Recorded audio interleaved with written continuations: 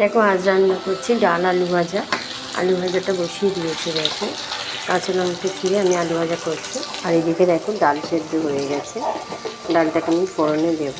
করেছি পটল ভাজা, আর এখানে করব করলার ঝাল আমি করব। দেখো দেখো আলু ভাজাটা কিন্তু নামিয়ে নিয়েছি, লাল লাল করে আলু ভেজে নিয়েছি।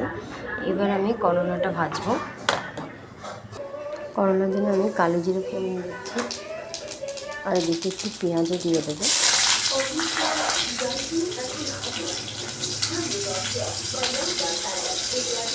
আর দেবো দুটো কাঁচা লঙ্কা। এরপর আমি উচ্ছেটা দিয়ে দেবো, দেখো করলাটা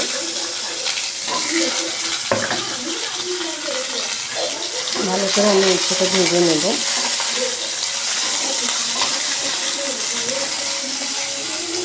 একটু নুন দিয়ে দেবো।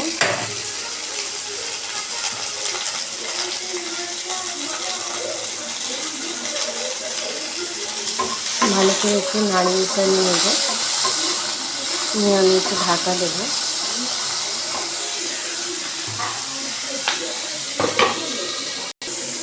একটু লঙ্কার গুঁড়ো আর একটু হলুদের গুঁড়ো দেবো, দিয়ে আমি হালকা করে একটু জল দেবো।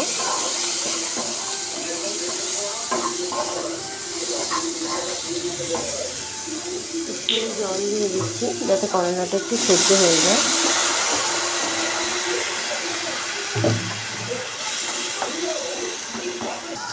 দেখো করলার ঝালটা কিন্তু আমার হয়ে গেছে, একবারে শুকনো শুকনো করে আমি ঝাল করেছি, আর একদম ভাজা ভাজা মতন। তুই বলবেই না এটা ঝাল, এরকম শুকনো শুকনো করে আমি ঝাল করেছি। দেখো এবার নামিয়ে নিই। দেখো করলার ঝালটা কিন্তু আমি নামিয়ে নিচ্ছি। এবার বাকি আছে ডাল ফোড়নটা, ডালে ফোড়ন দেবো শুধু। দেখো আমার ডালটা ফোড়ন দেওয়া হয়ে গেছে, আমি ডালটা নামিয়ে নেবো এবারে। ডাল দেখো ফুটেও গেছে। এই হয়েছে আজকেকার রান্না, ডাল আলু ভাজা পটল ভাজা আর করলার ঝাল করেছি।